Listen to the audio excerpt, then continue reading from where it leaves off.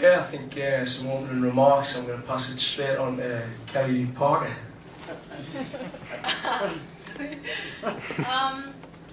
You know, I think that going into the game, our plan was to never stop running and just to, do the things that we've been focusing on all week and just progressively get better throughout the tournament. And I think we accomplished that. So. John, I guess first of all, did you sense a bit of dip in form or a dip in focus before you let in the goal, and do you just sort of attribute that to the score being what it was? Oh, come on. Let's talk about the first half. Hey, dear me. Okay? Come on, enjoy the first half. Enjoy the first 5 goals and enjoy getting through top of the group. Unbelievable. Back here, if you don't mind. Kelly, it looked like you had a pretty good angle on the disallowed goal. What did you think about it? I couldn't really tell, to be honest. I thought it was very close from my angle, but it was our goal, so I would have said that either way. But yeah, like I said, I think it was very close. Could have gone either way. Coach, with the 3 days off compared to the 2 that the Group A teams will have, how much of an advantage do you think that is? Yeah, that's a major advantage. 96 hours, the glycogen stores are at full repletion, so the players will be in tip-top shape. That's fantastic. So any player that's played 90 minutes tonight, plus all the managed minutes over that time, they're back to full fitness. I think it's a massive advantage. So, John, so how close was this lineup to the lineup that will play in the semifinals?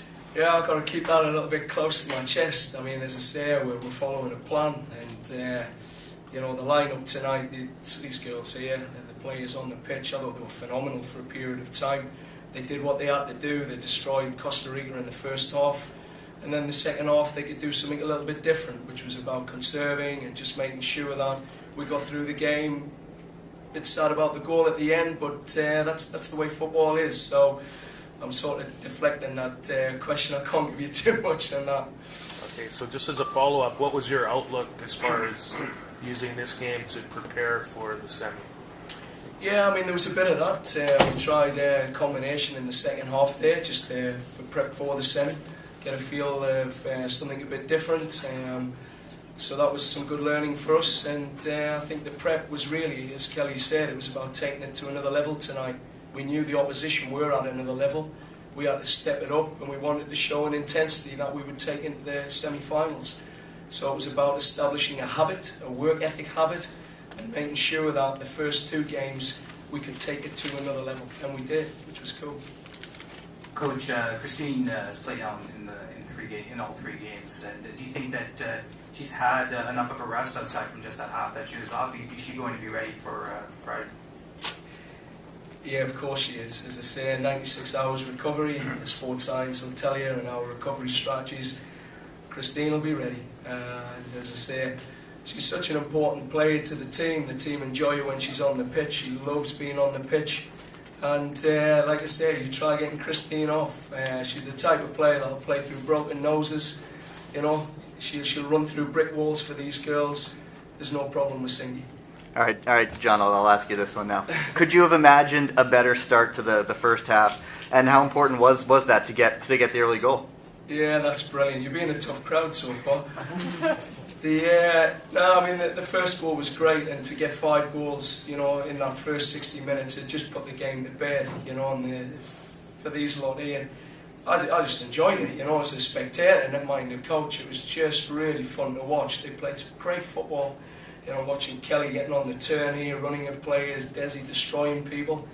As a coach, I'm really happy. I'm just hoping that these girls can bring it through for the next game. That's the key game. All their dreams are pinned on that. So if that's an example of what they can do, it's about repeating that now. It's been fascinating watching over here, watching the tit for tat between Christine and Abby night after night, matching goals, and they're almost level on career goals. And obviously, you're almost certainly going to see them either Friday or Sunday. Could you talk about just what a special time it is to have those 2 strikers playing in such good form, and sort of compare and contrast what you see with the 2 of them? Yeah, I mean, they're both world-class players, both at the top of the trade.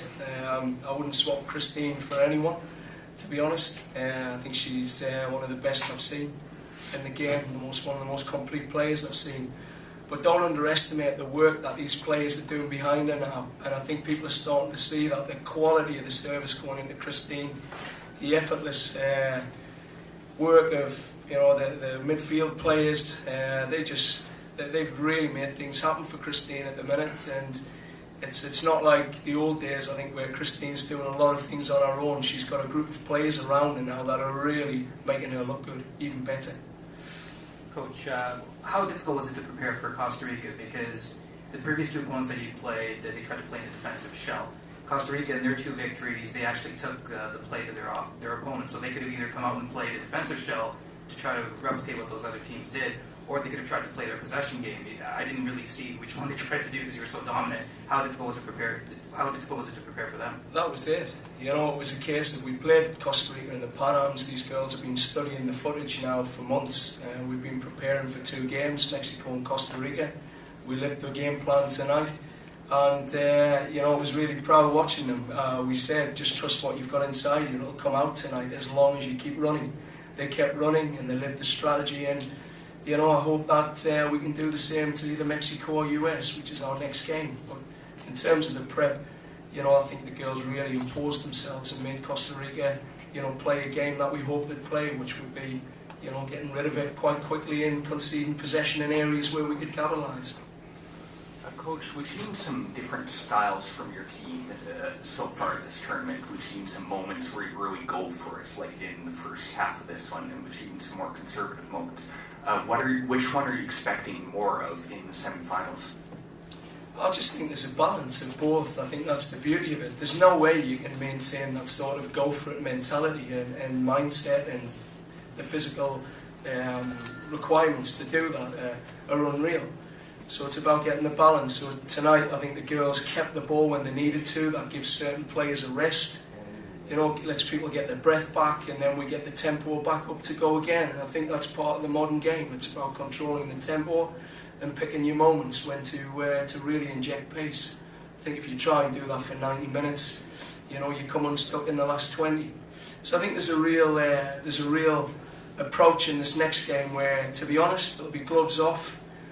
Both teams have got their Olympic dreams on the line.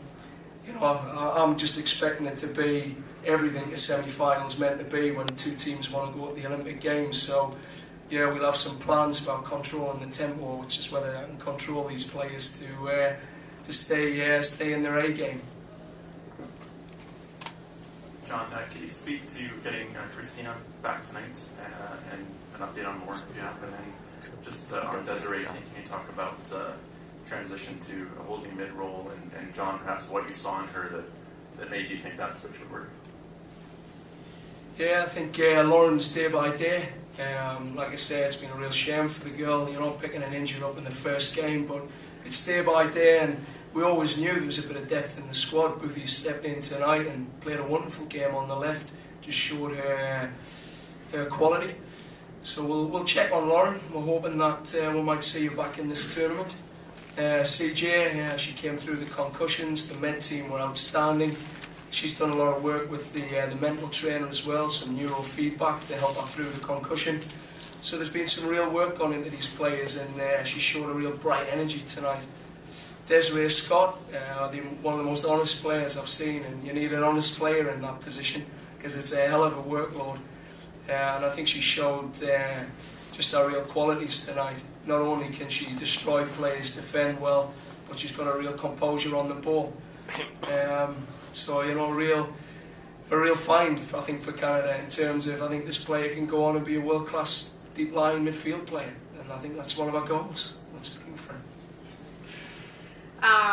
I started playing wide diamond, but as you can see, we definitely have some quality players there. Kelly Parker plays there as well, and I really feel at home in that deep flyer position. It brings out my qualities. I love the time I have on the ball. I love to be that playmaker, so I really feel at home. Is it safe to say you'll be a fan of the USA tomorrow night? No, not really. I think in Canada you can never be a fan of the USA. I'm learning that pretty quick. So what'll be, will be. You know, we'll be ready. Whatever they throw at us, you know, the universe will give us something, and we'll take what's given. I think, you know, these players are ready. No matter what happens, they're ready, and what'll be, will be. So fingers crossed it is USA, but I won't be rooting for them. For Kelly and Desiree, how much of an advantage is it to have that extra day off to prepare for the semifinals as opposed to US or Mexico where they got two? I mean, I think it's huge. I think that, you know, it's an advantage, obviously. It's, you know, 24 hours more of rest, you know, time to get treatments, time to, you know, replenish everything we've lost in the games throughout the tournament. But, you know, our coaching staff's also done a superb job of conserving our players when needed. And, you know, I think that that's an advantage also. So going into the break, I think we're one step ahead either way. So, yeah, we're going to take advantage of it and build off, you know, the conservation that we've had so far. It's hard to follow that. Yeah, like she said, we really take our preparation and our recovery not lightly, and each day we have extra is important for us to be able to recoup, recover, and refocus for that semifinal. So it's great.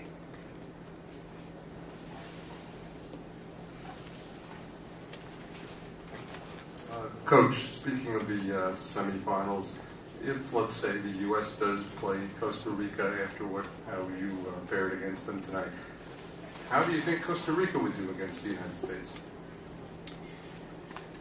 Well, I think the USA are doing, they're just destroying teams at the minute. They're looking in a rich vein of form. We're hoping that the horses bolted early. But hey, at the end of the day, what we've looked at is just focus on what we can control. And, you know, when time comes, we'll be ready for the US. I think Costa Rica will have a tough time against them. I think they were, you know, we made them work hard tonight, really hard. They had to shift side to side, back to front quite a lot, so it'll be interesting what they've got in the tank. But never write off Costa Rica. They've got about 3 players in there that can really cause damage. If it wasn't for the Desi Scotts of this world tonight, you know, that 11 Rodriguez can be a handful. But, you know, I think she was dominated in a lot of the players tonight. Coach, I was wondering if you could talk about the genesis of sliding Sinclair back to midfield and what caused you to think that might be an option for your attack? Well, I think the beauty is she can play up front as she did tonight. She started there and showed some real prowess. Or she can play in that, you know, that loose forward role. And it's you know, there's some midfield responsibilities there, but it's about putting a player in between units. And that girl's got vision. She can live in space and time like no other player. So she's the one that can really unlock teams. And I think, you know, you go and play against Canada, there's an expectation that Sinclair's going to play in a certain position, and I think teams get used to that.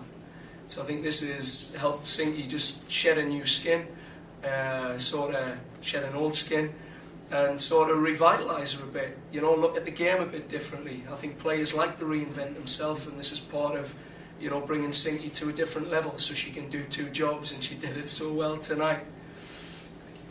Last question, or any more questions? Yep, one back there, final. Getting away from the game, just wondering about the politics of it. 2 Cuban girls defected. Any comments on that? Yeah, good luck to them.